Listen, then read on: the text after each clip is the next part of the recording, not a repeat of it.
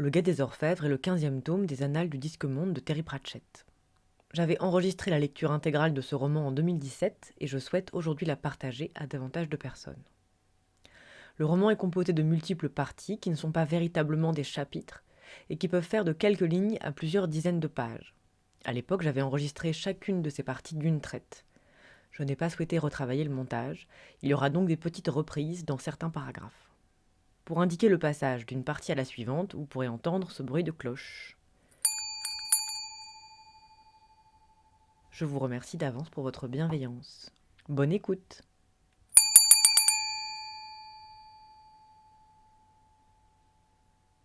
Vous êtes souvent de garde à la porte, Pipo ? Demanda aimablement Carotte, tandis qu'il traversait sans se presser la guilde des fous. Quasiment tout le temps, répondit Pipo. Alors, quand est-ce que son ami, vous savez, l'assassin, est venu le voir ? Ah, vous êtes au courant pour lui, donc. Oh oui. Il y a une dizaine de jours. C'est par ici, après la rangée de tartes. Il avait oublié le nom de Ribouledingue, mais il connaissait la chambre. Il n'en connaissait pas le numéro, mais il s'y est rendu directement, poursuivit Carotte. C'est ça. C'est le docteur Leblanc qui vous l'a dit, j'imagine, fit Pipo. J'ai parlé au docteur Leblanc.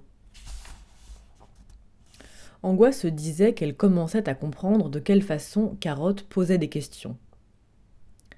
Il les posait en ne les posant pas. Il se contentait de dire aux gens ce qu'ils croyaient ou ce qu'ils soupçonnaient, et eux se retrouvaient à fournir les détails manquants afin de ne pas perdre le fil. Et il ne proférait jamais vraiment de mensonges. Pipo poussa une porte et s'affaira pour allumer une bougie. « Là, on y est, dit-il. C'est moi qui suis responsable de ça quand je ne suis pas de service à cette foutue porte. »« Grand Dieu, fit tout bas Angoisse, c'est horrible. »« C'est très intéressant, fit Carotte. »« C'est historique, fit Pipo le clown. »« Toutes ces petites têtes... » Elles s'alignaient à perte de vue dans la lumière de la bougie, étagère après étagère, de toutes petites billes de clown, comme si des tribus de chasseurs de têtes avaient soudain fait preuve d'un sens de l'humour raffiné et d'une envie de rendre le monde plus agréable. « Des œufs, dit Carotte. Des œufs de poule tout bêtes. On procède ainsi. On prend un œuf de poule, on perce un trou à chaque bout et on en aspire l'intérieur. Ensuite, un clown peint dessus son maquillage. Du coup, ça devient son maquillage officiel. Et aucun autre clown ne peut s'en servir. C'est très important. Certaines physionomies sont dans la même famille depuis des générations, vous savez. Une très grande valeur, une physionomie de clown. Pas vrai, Pipo ?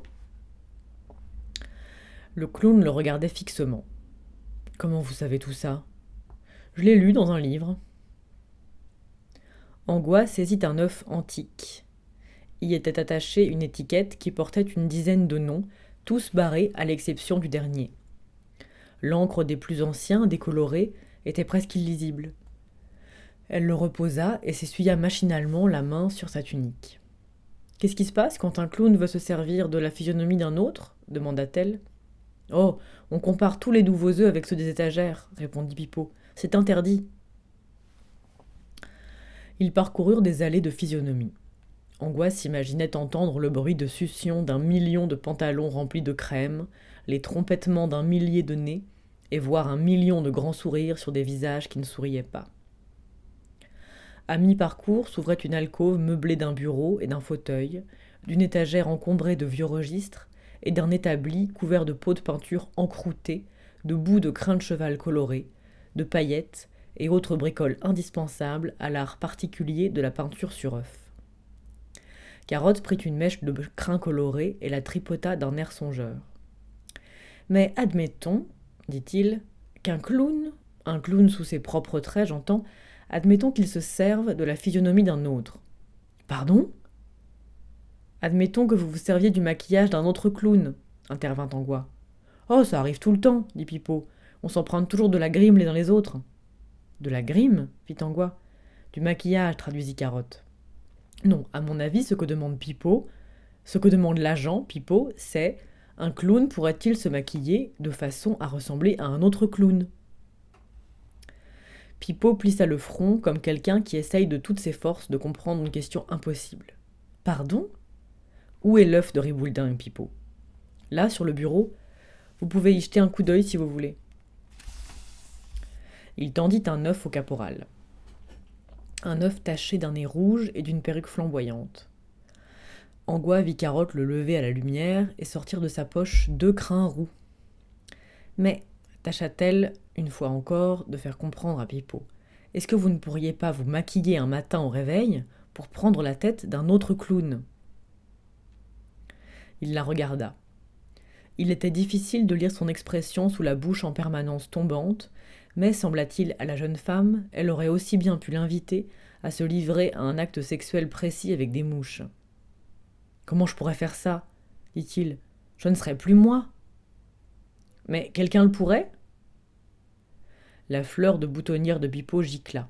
« Je suis pas obligé d'écouter des obscénités pareilles, mademoiselle. »« Alors, selon vous, dit Carotte, aucun clown ne se maquille jamais la figure d'après le dessin d'un autre ? Voilà que vous remettez ça. Oui, mais peut-être que des fois, par hasard, un jeune clown, allait savoir. Écoutez, on est des gens honnêtes, vu ? Excusez-moi, fit Carotte, je crois comprendre. Voyons. Quand on a trouvé le pauvre monsieur Ribouledingue, il ne portait pas sa perruque de clown. Seulement, il a parfaitement pu la perdre dans le fleuve. Mais son nez, là. Vous avez dit au sergent Colomb qu'on lui avait pris son nez. Son vrai nez. Est-ce que vous pourriez, fit Carotte, du ton aimable dont on se sert pour parler à un nigaud, me montrer du doigt votre vrai nez, Pipeau ? Pipeau tapota le gros nez rouge sur sa figure. Mais c'est, commença Angois. Votre vrai nez, termina Carotte. Merci. Le clown se détendit un peu. Je crois que vous devriez partir, dit-il. J'aime pas cette histoire-là, ça me rend malade. Excusez-moi, répéta Carotte. C'est que je pense avoir une idée. Je me suis déjà posé la question, et je suis maintenant quasiment sûre. Je pense connaître le coupable, mais il fallait que je voie les œufs pour en avoir la confirmation. Vous dites qu'un autre clown l'a tué ? Fit Pipeau d'un ton agressif. Si vous persistez, je vais aller tout droit. Pas exactement, le coupa Carotte. Mais je peux vous montrer la figure du tueur. Il baissa la main et prit quelque chose parmi les débris sur la table. Puis il pivota vers Pipeau et ouvrit les doigts. Il tournait le dos à Angois, si bien qu'elle distinguait mal ce qu'il tenait. Mais Pipeau poussa un cri étranglé et s'enfuit dans l'avenue des Têtes d'œufs, accompagné du flic-flac de ses chaussures démesurées sur les dalles. « Merci !» lança Carotte au dos en fuite. « Vous m'avez été d'un grand secours !» Il replia la main. « Venez, dit-il. Vaut mieux s'en aller. Je crois qu'on va pas être bien vu dans le coin d'ici peu. »« Qu'est-ce que vous lui avez montré ?» demanda Angois, alors qu'il se dirigeait d'un pas digne, quoique vif, vers la porte. « Quelque chose que vous êtes venu chercher, hein ? Toute cette histoire pour visiter le musée. »« Je voulais vraiment le visiter. Un bon flic doit toujours rester ouvert aux expériences nouvelles, » dit Carotte. Ils arrivèrent à la porte. Aucune tarte vengeresse ne jaillit de l'obscurité. Angois s'adossa au mur extérieur.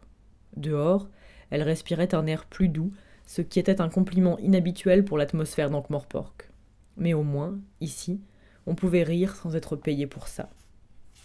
« Vous ne m'avez pas montré ce qui lui a fait peur, dit-elle. »« Je lui ai montré le meurtrier, expliqua Carotte. Je regrette. Je ne croyais pas qu'il le prendrait comme ça. J'imagine qu'ils doivent être tout retournés maintenant. C'est comme les nains et les outils. Chacun a son propre mode de pensée. »« Vous avez trouvé la tête du meurtrier là-dedans ? » ?»« Oui. » Carotte ouvrit la main. Elle contenait un œuf nu. « Il ressemble à ça, dit-il. »« Il n'avait pas de visage ? » ?»« Non, vous pensez comme un clown. Moi, je ne suis pas malin, dit Carotte, mais à mon avis, voici ce qui s'est passé. Quelqu'un, chez les assassins, cherchait un moyen d'entrer et sortir sans se faire remarquer. Il s'est aperçu qu'un mur peu épais sépare les deux guildes. Il avait une chambre. Il lui suffisait de découvrir qui logeait de l'autre côté. Après quoi, il a tué Ribouledingue, à qui il a fauché sa perruque et son nez. Son vrai nez, c'est comme ça que pensent les clowns. Le maquillage n'a pas dû lui poser de problème, on en trouve partout. Il est entré dans la guilde des clowns grimés comme Ribouledingue. Il a fait un trou dans le mur pour s'introduire chez les assassins. Puis il est descendu tranquillement dans la cour où donne le musée, mais habillé cette fois en assassin. Il a volé le fusil, puis est revenu ici. Il a retraversé le mur dans l'autre sens, habillé en Ribouledingue, et il s'en est reparti, l'air de rien. Ensuite, quelqu'un d'autre l'a tué, lui. D'après Pipo, Ribouledingue avait l'air soucieux, fit Dangois. Et je me suis dit, c'est bizarre, parce qu'il faut regarder un clown de drôlement près pour savoir quelle mine il a réellement. Mais on a peut-être cette impression-là si le maquillage n'est pas bien fait. Comme peut-être par quelqu'un qui n'a pas trop l'habitude. Mais l'important, c'est que si un collègue clown voit la tête de Ribouledingue passer la porte, il voit l'homme Ribouledingue sortir. Il n'imagine pas qu'un autre puisse se faire sa tête. Il ne pense pas ainsi. Un clown et son maquillage ne font qu'un. Sans son maquillage, un clown n'existe pas. Un clown n'arbore pas la tête d'un autre clown, de la même façon qu'un nain ne se sert pas des outils d'un autre nain. Ça paraît risqué tout de même, dit Tangois. Ça l'était, très risqué. Carotte, qu'est-ce que vous allez faire maintenant ? Ce serait une bonne idée, je crois, de savoir quelle chambre se trouve de l'autre côté du trou, non ? À mon avis, c'est peut-être celle du petit copain de Ribouledingue. À la guilde des assassins ? Rien que nous ? C'est juste. Carotte avait l'air si déconfit qu'Angoisse céda. « Quelle heure est-il ? demanda-t-elle.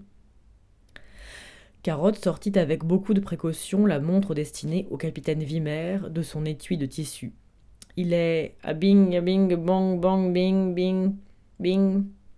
Ils attendirent patiemment qu'elle en ait terminé. 7h moins le quart, annonça Carotte. Et elle est extrêmement précise. Je l'ai réglée sur le grand cadran solaire de l'université. Angoisse jeta un regard au ciel. D'accord, fit-elle. Je peux trouver votre renseignement, je crois. Laissez-moi faire. Comment ? Je peux enlever mon uniforme, n'est-ce pas ? Et entrer en me faisant passer pour la sœur de la fille de cuisine ou autre chose.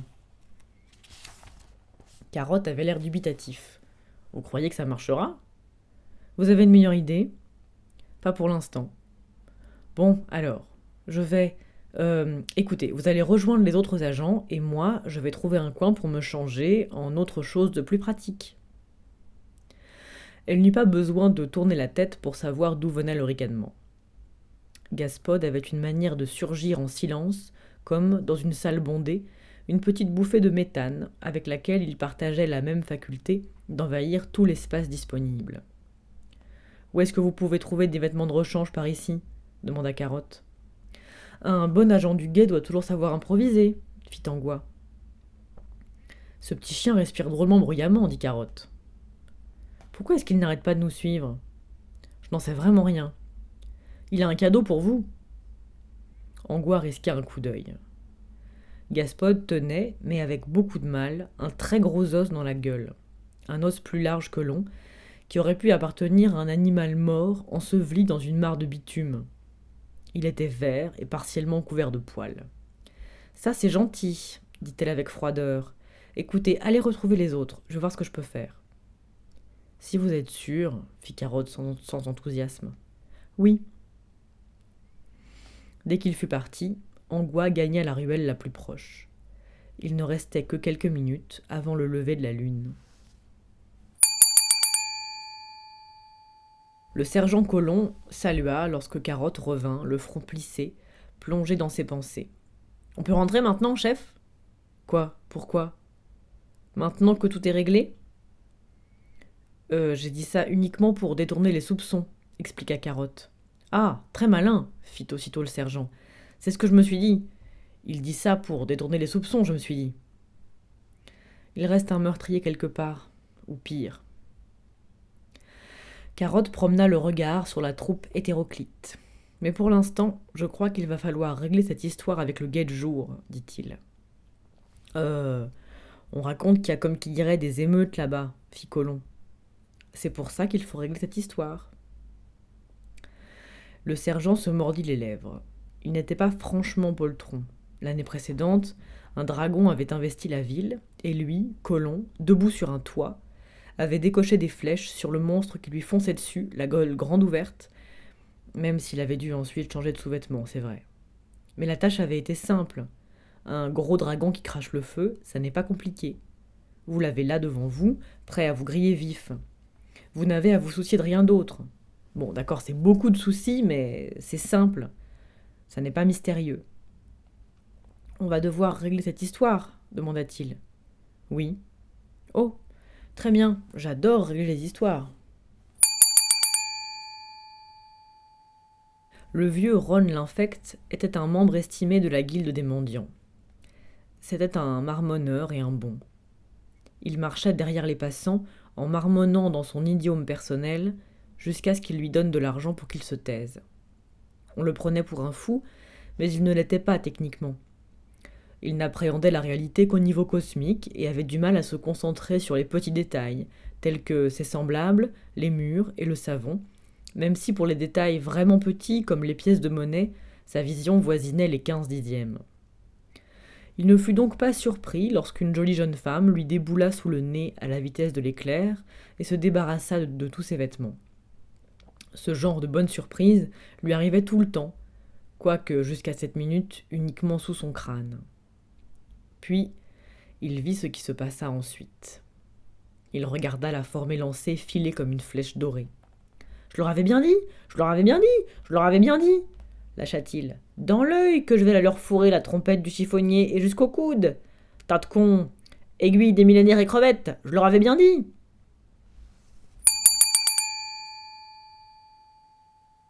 Gaspode agita ce qui était techniquement une queue quand Angois réapparut. Tu t'es fanvé un autre fauve de plus commode, dit-il d'une voix qu'assourdissait légèrement l'os dans sa gueule. Veux-tu apporter feu petit venir? Il le laissa tomber sur les pavés. L'os n'avait pas meilleure allure aux yeux lupins d'Angois. Pourquoi faire demanda-t-elle. Farci de moelle nourrissante, cet os-là, dit-il d'un ton de reproche. Pas question. Bon, comment tu entres dans la guilde des assassins d'habitude? Et peut-être qu'après on pourrait aller se balader, quoi, dans l'état d'ordure le long de la rue Phèdre, proposa Gaspode dont le moignon de queue continuait de battre par terre. Y a des rats là-bas, à t'en faire dresser les poils sûrs. Non, d'accord, oublie ce que je viens de dire. S'empressa-t-il de terminer en voyant les yeux d'Angois lancer un instant des éclairs. Il soupira. Y a un conduit à côté des cuisines, dit-il. Assez grand pour un humain? Même pas pour un nain, mais ça vaut pas le coup. Ce soir, c'est spaghetti. On trouve pas beaucoup d'os dans les spaghettis. Viens. Il se mit en route, clopin-clopant. C'était un bon os, dit-il, commençait à peine à verdir. Ah, je parie que si monsieur Beaumec t'offrait une boîte de chocolat, tu refuserais pas, là. Il eut un mouvement de recul lorsqu'elle lui sauta dessus. De quoi tu parles? De rien, de rien. Il se traîna à sa suite en gémissant. Angois non plus n'était pas très heureuse. Le système pileux et les crocs qui lui poussaient à chaque pleine lune lui posaient toujours un problème. Elle avait jusqu'à présent plusieurs fois cru tomber sur le bon numéro, mais pour s'apercevoir ensuite que peu d'hommes apprécient une relation avec une partenaire pleine de poils hurlant à la mort. Elle se l'était juré, plus jamais d'embarras de ce genre. Quant à Gaspode, il se résignait à une existence sans amour, ou du moins sans rien de plus passionnant que les rares moments d'affection dont il avait bénéficié à ce jour, à savoir des ébats à la sauvette avec un chihuahua sans méfiance et une brève liaison avec une jambe de facteur.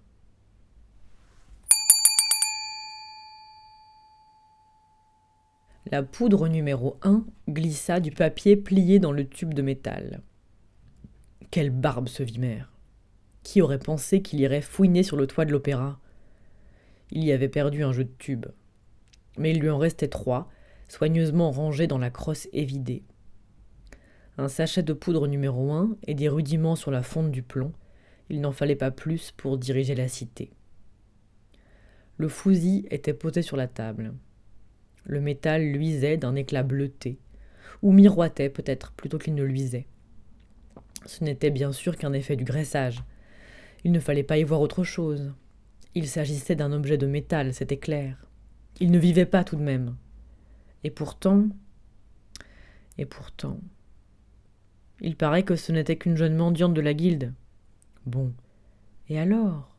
Une victime des circonstances. Ce n'est pas ma faute, c'est la tienne. Je suis le fousi, rien d'autre. Les fousis ne tuent pas les gens, ce sont les gens qui tuent les gens.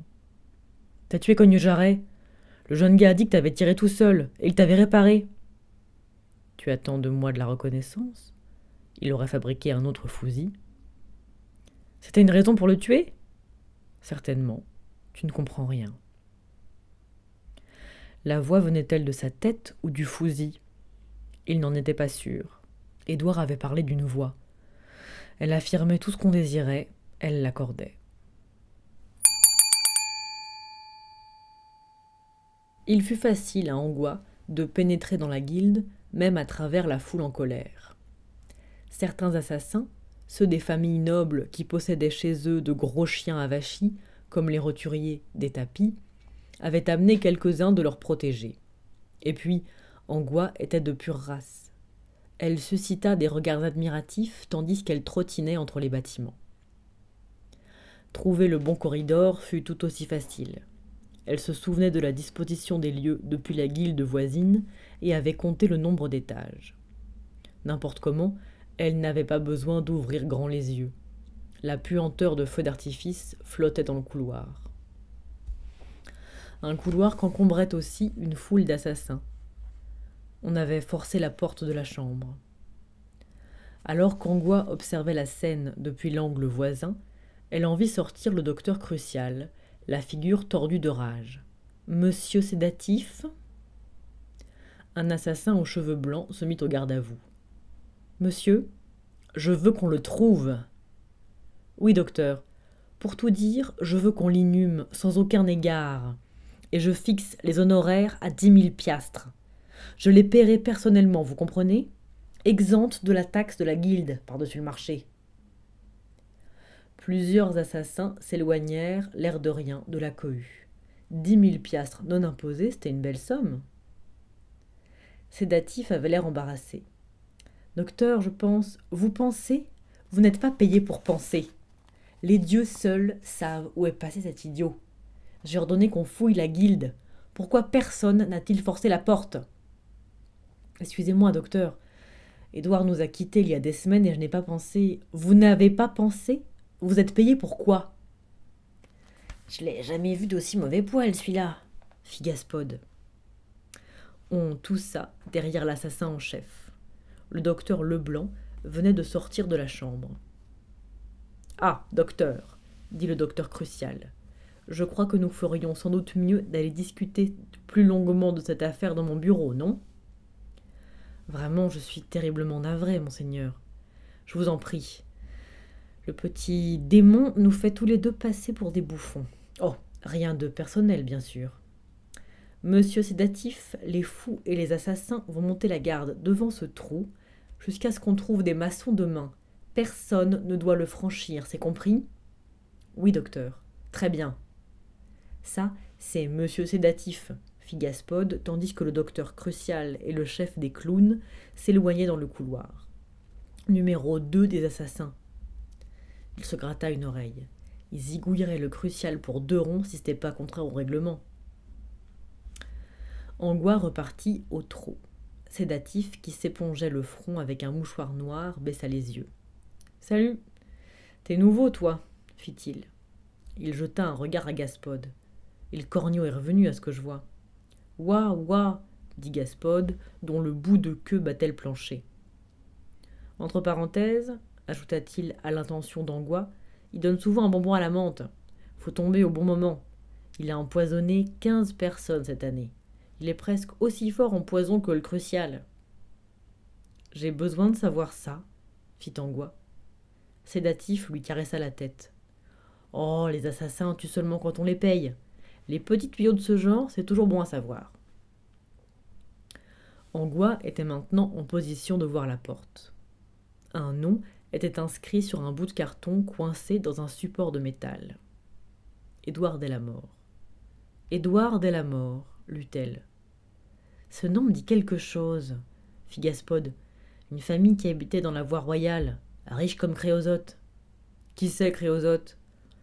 Un con d'étranger qui était riche. Oh.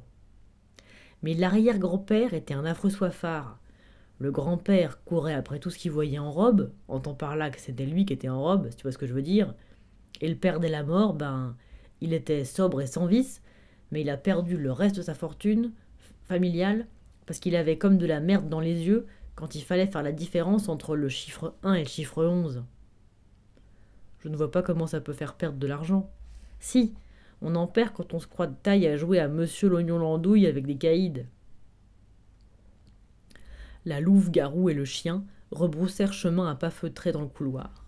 « Tu sais quelque chose sur maître Édouard » demanda Angois. « Non, la maison a été refourguée il y a peu, dette familiale. Pas vu le gars dans le coin. »« T'es vraiment une mine de renseignements. »« Je traîne à droite à gauche, personne fait gaffe aux chiens. » Gaspode plissa la truffe, qui rappelait une vraie truffe desséchée. « Ben merde, ça pue le fusil, dis donc. »« Ouais, bizarre ça. »« Quoi ? Quelque chose qui cloche. » Il y avait d'autres odeurs, de chaussettes sales, d'autres chiens, le fard gras du docteur Leblanc, le dîner de la veille. Toutes sortes de relents baignaient l'atmosphère. Mais celui de feu d'artifice qu'Angois associait désormais spontanément au fusil enveloppait tous les autres, âcre comme de l'acide. « Qu'est-ce qui cloche ?»« C'est pas. C'est peut-être l'odeur du fusil. »« Non, ça a commencé ici. Le fusil est resté ici pendant des années. »« C'est vrai. D'accord. Bon, on a un nom. Il dira peut-être quelque chose à Carotte. » Angois descendit l'escalier au petit trot. « Excuse-moi, » fit Gaspode. « Oui ? Comment tu fais pour redevenir une femme ? » « Je sors au clair de lune et je me concentre. C'est comme ça que ça marche. »« Mince alors, c'est tout ? » ?»« Si c'est techniquement la pleine lune, je peux même me transformer dans la journée si j'ai envie. Je ne suis forcé de le faire que si la lune m'éclaire. »« Pas possible. Et le tulou ? » ?»« Le tulou ? C'est une plante. Un genre d'aconite, il me semble. Qu'est-ce qu'il a ? » ?»« Il te tue pas ? » ?»« Écoute, tu n'es pas obligé de croire tout ce qu'on raconte sur les loups-garous. On est humain comme tout le monde. La plupart du temps. Ils se trouvaient désormais hors de la guilde et se dirigeaient vers la ruelle. Ils s'y engagèrent aussitôt. Hélas, il y manquait certains éléments importants depuis leur précédent passage, en particulier l'uniforme d'Angois, mais le vieux Ron l'infect faisait aussi cruellement défaut. Merde. Ils regardèrent le carré de gadou déserté. « T'as d'autres vêtements » demanda Gaspode. « Oui, mais seulement rue de l'Orme. C'était mon unique uniforme. »« T'es forcée de mettre des vêtements quand t'es humaine ?»« Oui. »« Pourquoi ? Moi, j'aurais cru qu'une femme nue serait à l'aise dans n'importe quelle compagnie, sans vouloir t'offenser. »« Je préfère avoir des vêtements. » Gaspode renifla par terre. « Alors viens, soupira-t-il. Vaut mieux rattraper le vieux Ron l'infect avant que ta côte de maille se change en bouteille de constricteur, hein ?» Angois regarda autour d'elle. L'odeur du vieux Ron l'infect était quasiment palpable. « D'accord, mais dépêchons-nous. »« Tu loues ? Pas besoin d'herbes idiotes pour se compliquer l'existence, quand 1 semaine par mois, on s'encombre de 2 pattes et 4 tétons supplémentaires. » Il y avait foule autour du palais du patricien et devant la guilde des assassins. Un grand nombre de mendiants traînaient dans les parages. Ils avaient l'air affreux. Bien sûr, un mendiant dispose toujours d'un air affreux en magasin, mais cela avait l'air plus affreux que nécessaire. La milice jeta un coup d'œil au détour d'une rue. « Il y a des centaines de gens, dit Colomb, et des tas de trolls devant le guet-le-jour. »« Où c'est le plus bouché ?» demanda Carotte. « Partout où sont les trolls, » répondit Colomb. Il se reprit. « Je blague, » ajouta-t-il. « Très bien, » fit Carotte. « Tout le monde me suit. » La rumeur cessa lorsque la milice marcha, traînassa, trottina et joua des phalanges en direction du poste du guet de jour. 2 trolls très gros bloquaient le passage. La foule regardait dans un silence attentif. D'un instant à l'autre, songea Colomb, quelqu'un va balancer un projectile, et on va tous y passer. Il leva les yeux. Lentement, par saccades, des têtes de gargouilles apparaissaient au bord des gouttières. Personne ne voulait rater une belle bagarre. Carotte adressa un signe de tête aux 2 trolls. « Ils sont couverts de lichen, » nota Colomb. « Fluorine et bauxite, c'est ça ?» fit Carotte. Fluorine, malgré lui, opina. Bauxite, plus coriace, se contenta de jeter un regard mauvais. « Vous êtes tout à fait ce que je cherche, » poursuivit Carotte. Colomb agrippa son casque comme une bernique de taille 10 qui tâcherait d'entrer dans une coquille de taille 1. Bauxite ressemblait à une avalanche sur pattes. « Vous êtes enrôlé, annonça Carotte. Colomb risqua un coup d'œil par-dessous le bord de son casque. « Présentez-vous au caporal Chic pour les armes. L'agent détritus va vous faire prêter serment. » Il recula. « Bienvenue dans le guet des citoyens. Rappelez-vous, tout agent porte dans sa giberne un bâton de maréchal. » Les trolls n'avaient pas bougé. « Je vais pas entrer dans le guet, » fit Bauxite. « De l'étoffe d'officier où je ne m'y connais pas, » dit Carotte. « Eh, vous allez tout de même pas les prendre dans le guet, » brailla un nain dans la foule. « Tiens, salut monsieur Fort-du-Bras, » dit Carotte. « Ça fait plaisir de voir des chefs de communauté ici. Pourquoi on ne peut pas les prendre dans la milice ?» Tous les trolls écoutaient attentivement. Fort-du-Bras se sentit soudain le point de mire de toutes les attentions. Il hésita. « Ben, vous avez qu'un seul nain déjà ?» commença-t-il. « Moi je suis un nain, fit Carotte, techniquement. » Fort-du-Bras avait l'air un peu nerveux. La question de la nanitude ardemment revendiquée de Carotte donnait quelques soucis aux nains les plus militants. « T'es un peu grand, » objecta-t-il sans conviction. « Grand ? Quel rapport à la taille avec le fait d'être nain ? » Un gros, chuchota Bourricot. « Très juste, dit Carotte, c'est très juste. » Il passa les visages en revue. « Bon, on a besoin de nains honnêtes, respectueux des lois. Vous, là ?»« Moi ?» fit un nain sans méfiance. « Avez-vous déjà été convaincu d'un délit ?»« Ben, je sais pas. Convaincu qu'un sou économisé, c'est un sou de gagné, ça oui. Bien, je prends aussi vous deux, et vous. 4 nains de plus, ça va ?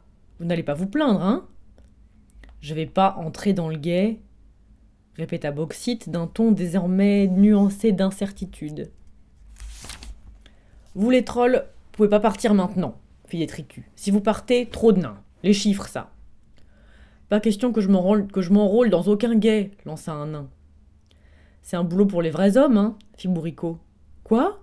Je vaux autant que n'importe quel putain de troll tous les jours. »« D'accord, c'est réglé alors, » fit Carotte en se frottant les mains. « Agent principal Bourricot ? Chef ? » « Eh !» fit Détritus. « Comment se fait, lui, agent principal, tout d'un coup ?»« Parce qu'il est responsable des recrues naines, » expliqua Carotte. « Et vous, vous êtes responsable des recrues trolls, agent principal Détritus. »« Agent principal responsable des recrues trolls ? Voilà. Maintenant, si vous voulez bien nous laisser le passage, agent Bauxite. » Derrière Carotte, Détritus prit fièrement une grande inspiration. « Je vais pas... »« Agent Bauxite, sale gros troll, tu tires droit, salut tout de suite. Tu laisses passage au caporal Carotte. Les 2 trolls là, venez ici. 1, 2, 3, 4... Êtes maintenant dans le guet. Ah, je crois pas mon œil. Tu viens d'où, ça Bauxite ? Le mont de Tranche, mais... Mont de Tranche ? Mont de Tranche ? Seulement... Détritus considéra un instant ses doigts avant de se les cacher dans le dos.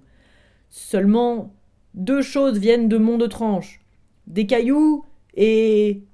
se démena-t-il furieusement. D'autres genres de cailloux. T'es quelle espèce, toi, Bauxite ? Qu'est-ce qui se passe ici, bon Dieu ? La porte du guet s'était ouverte. Le capitaine Faux-Fuyant sortit, l'épée à la main. « Vous 2, trolls affreux, vous levez la main tout de suite, vous répétez serment troll. »« Ah, mon capitaine, » dit Carotte, « est-ce que vous auriez un moment ?»« Vous êtes dans de sales draps, caporal Carotte, » gronda Faux-Fuyant. « Vous vous prenez pour qui ?»« Je fais ce qu'on dit. »« Je veux pas entrer. »« Vlan. Je fais ce qu'on dit. Je suis sur place, c'est tout, mon capitaine, » dit joyeusement. « Eh bien, chers collègues, sur place, c'est moi l'officier supérieur, ici, et vous pouvez aller vous faire intéressant, » le coupa Carotte. Il sortit son livre noir. « Je vous relève de votre commandement. »« Sinon, je reçois des coups de pied dans ma tête de Gouhouloug. »« Sinon, je reçois des coups de pied dans ma tête de Gouhouloug. »« Quoi ? Vous êtes cinglé ? » ?»« Non, mon capitaine, mais je suis enclin à croire que vous l'êtes, vous. Le règlement prévoit ce genre de situation. » « Qui vous donne autorité ? » Faux-Fuyant contempla la foule. « Ah ! Vous allez me répondre, j'imagine, que cette populace en armes vous la donne, hein ?» Carotte parut scandalisée. « Non ! Les lois et ordonnances d'Ankh-Morpork, mon capitaine. Tout est là-dedans. » Pouvez-vous me dire quelle preuve vous avez contre le prisonnier Frontaille? Ce sale troll? C'est un troll? Oui. Faux-Fuyant regarda autour de lui. Écoutez, je suis pas obligé de vous répondre devant tout ce monde. À vrai dire, selon le règlement, si, vous êtes obligé. Une preuve doit être évidente, et l'évidence, c'est ce qui est vu.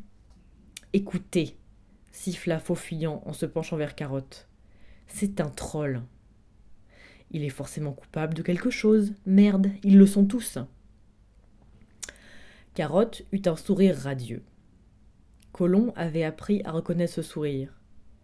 La figure de Carotte paraissait cireuse et chatoyante quand il souriait de cette façon-là. Et vous l'avez donc enfermé? Exact. Oh, je vois. Je comprends maintenant. Carotte se détourna.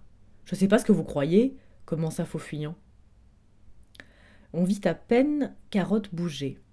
On perçut un mouvement indistinct, un bruit de beefsteak qu'on claque sur un étal, et le capitaine se retrouva étalé sur les pavés. 2 membres du guet-jour apparurent prudemment dans l'encadrement de la porte. Tout le monde prit conscience d'un cliquetis.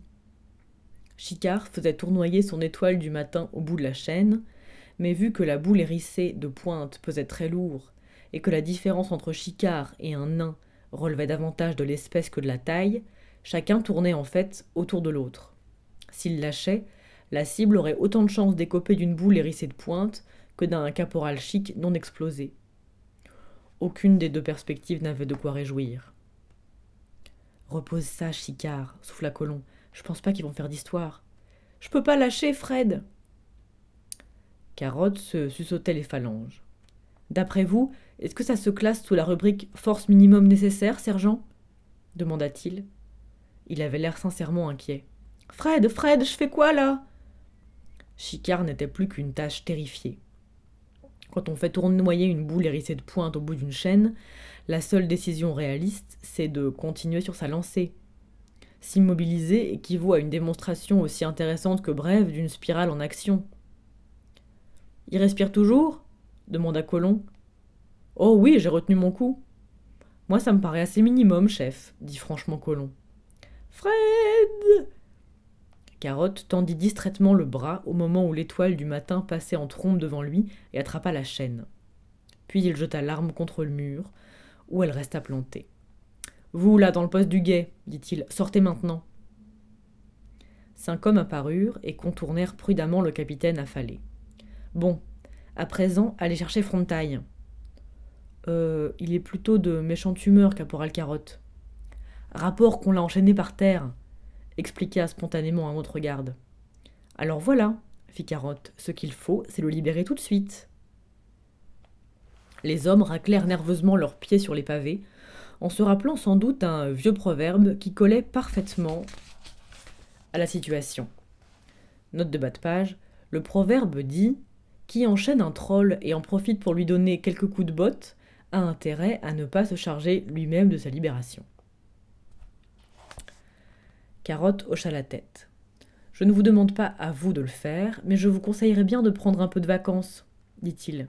« Quirm, c'est très joli en cette saison, fit obligeamment le sergent Colomb. Ils ont une horloge florale.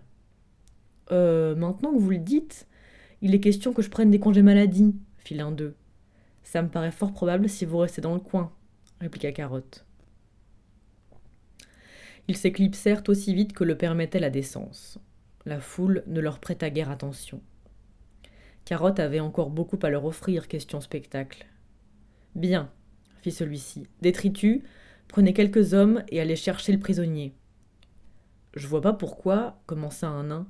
Te tais, affreux, lança un détritus ivre de pouvoir. On aurait aussi bien pu entendre tomber un coup près de guillotine. Dans la foule, un certain nombre de mains noueuses de gabarits divers se refermèrent sur toutes sortes d'armes dissimulées. Tout le monde regardait Carotte. C'était ça le plus curieux, allait se rappeler plus tard Colomb. Tout le monde regardait Carotte.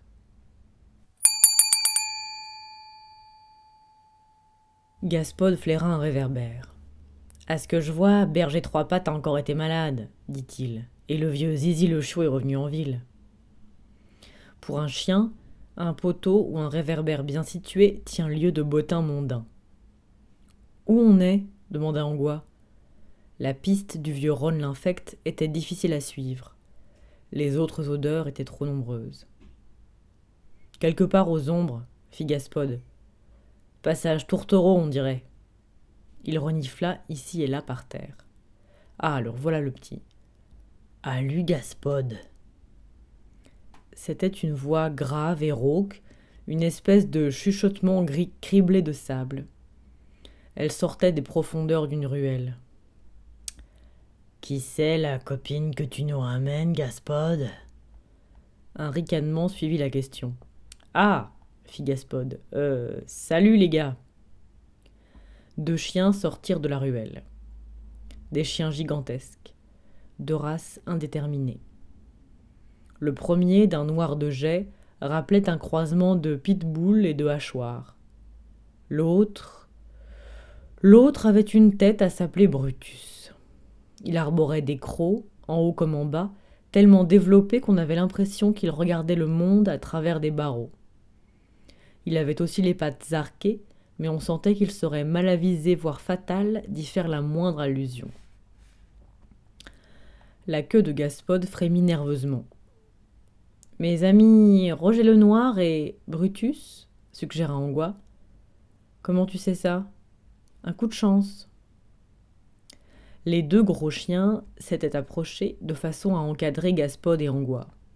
« Tiens, fit Roger le Noir. « C'est qui alors ?»« Angois, répondit Gaspod. « C'est une chienne louve, fit Angois. Les deux chiens leur tournèrent autour d'un air de convoitise. « Gros Fido est au courant pour elle ?» demanda Roger le Noir. « Justement, commença Gaspod. « Bon, fit Roger le Noir. « Mais t'as vu qu'il va falloir nous accompagner ? C'est la soirée de la guilde ce soir. » « Bien sûr, dit Gaspod. « Pas de problème. » « Je pourrais sûrement venir à bout de chacun d'eux, songeait Angois, mais pas en même temps. La condition de loup-garou donnait la précision et la puissance de mâchoire nécessaires pour arracher instantanément la veine jugulaire d'un homme. Une spécialité de son père qui avait toujours agacé sa mère, surtout quand il s'y livrait juste avant les repas. Mais Angois n'avait jamais pu se résoudre à se servir de ce coup-là. Elle avait opté pour le végétarisme. « Alu » lui souffla Brutus dans l'oreille. « T'inquiète pas, gémit Gaspod. Gros Fido et moi, on est comme ça. »« Qu'est-ce que tu essayes de faire ? Te croiser les griffes ? Je ne savais pas que les chiens arrivaient à faire ça. »« On n'y arrive pas, fit Gaspod d'un air piteux. D'autres chiens sortirent furtivement de l'ombre, tandis qu'on entraînait, autant que conduisait, Gaspod et Angois par des chemins qui n'étaient même plus des ruelles, guère mieux que des interstices entre des murs. Ils finirent par déboucher dans un espace dégagé, rien de plus qu'un grand puits de lumière pour les bâtiments tout autour. Un gros tonneau couché occupait un angle. Un bout de couverture en loques en tapissait le fond. Toutes sortes de chiens l'entouraient, l'air d'attendre. Certains n'avaient qu'un œil, d'autres qu'une oreille.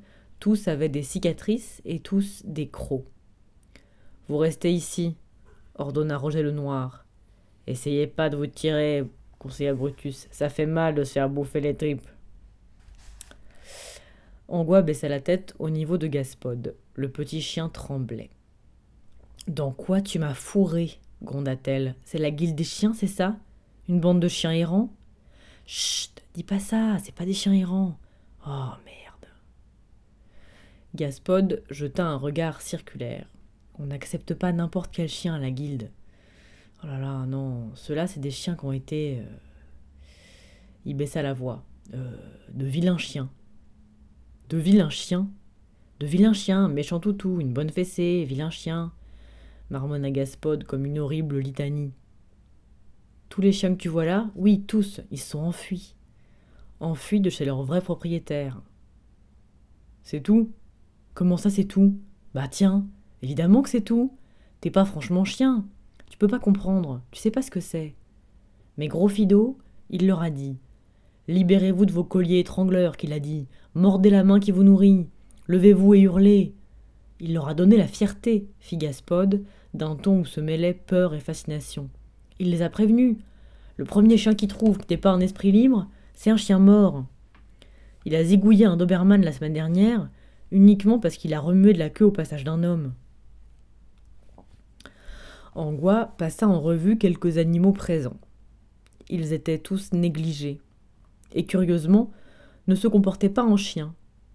Elle aperçut entre autres un petit caniche blanc plutôt menu, qui gardait encore, à peine reconnaissable, les vestiges embroussaillés de l'ancienne coupe propre à sa race, et un chien d'appartement aux épaules duquel pendaient encore les lambeaux d'un manteau à carreaux. Mais ils ne tournaient pas en rond, pas plus qu'ils ne se chamaillaient. Ils partageaient tous le même air résolu qu'elle avait déjà rencontré, mais jamais chez des chiens. Gaspode tremblait nettement à présent. Angois se rapprocha discrètement du caniche. Il portait encore un collier diamanté reconnaissable sous les poils encroutés. « Ce gros Fido, dit-elle, c'est une espèce de loup ou quoi ?» « En esprit, tous les chiens sont des loups, répondit le caniche. Mais les manipulations cyniques et cruelles de la prétendue humanité les ont coupés de leur vraie destinée. » Ça ressemblait à une citation. « C'est Gros Fido qui a dit tout ça ?» demanda à tout hasard Angois. Le caniche tourna la tête vers elle. Pour la première fois, elle vit ses yeux. Des yeux rouges, complètement déments. Quiconque possédait des yeux pareils pouvait tuer tout ce qu'il voulait, parce que la folie, la vraie, permet de traverser une planche d'un coup de poing. « Oui, » répondit Gros Fido.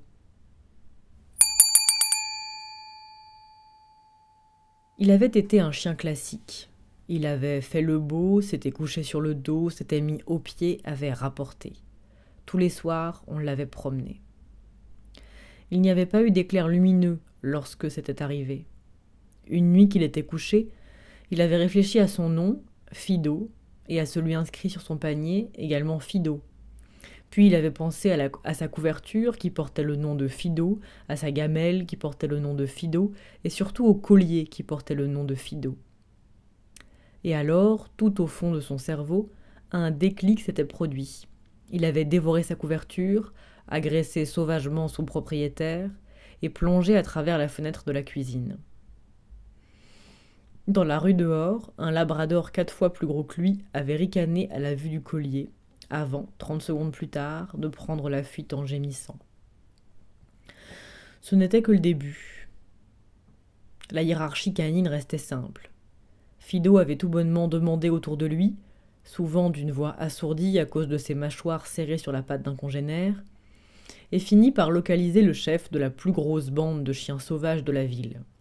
Tout le monde, c'est-à-dire le monde des chiens, parlait encore du combat entre Fido et Arthur l'aboyeur fou, un rottweiler borgne au sale caractère. Mais la plupart des animaux ne combattaient pas jusqu'à la mort, seulement jusqu'à la défaite, et il était impossible de vaincre Fido. C'était comme un petit éclair meurtrier affublé d'un collier. Il s'était accroché à diverses parties d'Arthur l'aboyeur fou qui avait fini par abandonner, et alors il l'avait tué, à la grande surprise du vaincu. Ce chien dégageait un sentiment de détermination inexplicable. Même si on l'avait passé à la sableuse pendant 5 minutes, ce qui serait resté de lui n'aurait toujours pas mis les pouces, et on aurait eu intérêt à ne pas lui tourner le dos. Parce que Gros Fido avait fait un rêve. « Il y a un problème ?» demanda Carotte. « Ce troll-là a insulté ce nain-là, » répondit le nain fort du bras. J'ai entendu l'agent principal d'Étritus donner un ordre à l'agent Rolf Pyjama, fit Carotte. En quoi ça vous dérange ? C'est un troll. Et alors ? Il a insulté un nain. En fait, c'est un terme militaire technique, dit le sergent Colomb. Il se trouve que ce foutu troll m'a sauvé la vie aujourd'hui, cria Bourricot. Pourquoi ça ? Pourquoi ça ? Pourquoi ça ? C'était ma vie, voilà pourquoi. Il se trouve que j'y tiens beaucoup. Je ne voulais pas dire « Tu la fermes, abat fort du bras. Qu'est-ce que vous y connaissez, vous autres les civils ? Pourquoi vous êtes si bêtes ? Ah ! Je suis trop en boule pour ces conneries. » Une ombre se dressa dans l'encadrement de la porte. front de taille était une masse foncièrement horizontale, tout en ligne de fracture et plan à pic. Ses yeux luisaient, rouges et méfiants. Maintenant vous le laissez filer, gémit un nain. C'est parce qu'on n'a aucune raison de le garder enfermé, fit Carotte. Celui qui a tué Monsieur Cogne-Jarret était assez petit pour passer une porte de nain. Un troll de sa taille n'y arriverait pas. Mais tout le monde sait que c'est un mauvais troll, brailla Fort-du-Bras. J'ai rien fait, se défendit Front-de-Taille. Tu peux pas le relâcher maintenant, chef, souffla Colomb. Ils vont lui sauter dessus. J'ai rien fait. Très juste, sergent. Agent principal détritus ? Chef, engagez-le comme volontaire. J'ai rien fait. Vous pouvez pas décider ça, brailla le nain. Je veux pas entrer dans un guet, gronda Front-de-Taille. Carotte se pencha vers lui. Il y a une centaine de nains là-bas, armés de haches monstrueuses, chuchota-t-il. Front-de-Taille battit des paupières. Je m'engage. Faites-lui prêter serment, agent principal. Permission d'enrôler un autre nain, chef, pour maintenir la parité ? Allez-y, agent principal bourricot. Carotte ôta son casque et s'épongea le front. Je crois que l'affaire est close, donc, dit-il. La foule le regardait fixement. Il eut un sourire radieux. Personne n'est forcé de rester si vous voulez partir, dit-il. J'ai rien fait. Oui, mais écoutez, dit Fort-du-Bras, si c'est pas lui qui a tué le vieux Cogne-Jarret, c'est qui ? J'ai rien fait. L'enquête suit son cours. Vous savez pas ? Mais je suis sur la bonne piste. Ah oui ? Et quand est-ce que vous saurez, je vous prie ? Demain. Le nain hésita. Alors d'accord, dit-il vraiment à regret. Demain. Mais sans faute, y a intérêt. D'accord, fit Carotte. La foule se dispersa, ou du moins s'éparpilla un peu. Trolls, nains ou humains, aucun morporquien n'a envie de circuler tant qu'il reste du spectacle de rue. L'agent principal détritus, la poitrine tellement gonflée de fierté et de solennité que ses phalanges touchaient à peine terre, passa ses troupes en revue. « Vous écoutez, espèce de troll affreux !» Il marqua une pause, le temps que les pensées suivantes se mettent tant bien que mal en place. « Vous écoutez bien tout de suite. Vous dans le guet, les gars. C'est boulot avec perspective d'avenir, dit-il. Je fais depuis 10 minutes seulement et reçu déjà une promotion. Recevoir aussi instruction et formation pour beau boulot dans l'avenue civile. Ça, votre gourdin avec un clou dedans. Vous le mangez, vous dormez dessus. Quand détritus dit sauter, vous dites « Quelle couleur ?» Compte sur vous pour répéter ça bêtement. Et je sais bien compter. J'ai rien fait. Toi, Front-de-Taille, tu t'arranges un peu. T'as bouton de maréchal dans ta giberne. Rien pris non plus. Te mets par terre tout de suite et me fais 32 pompes. Non, 64. Le sergent Colomb se pinça l'arête du nez. On est vivant, se disait-il. Un troll a insulté un nain devant un tas d'autres nains. Front-de-Taille, parfaitement front de taille, et détritus et un gamin à côté, est libre et le voilà maintenant garde. Carotte a étendu raide mayonnaise. Carotte a dit qu'on aurait tout réglé demain et il fait déjà nuit. Mais on est vivant. Le caporal Carotte est fou. Mais écoutez-moi ces clébards. Tout le monde est à cran par cette chaleur.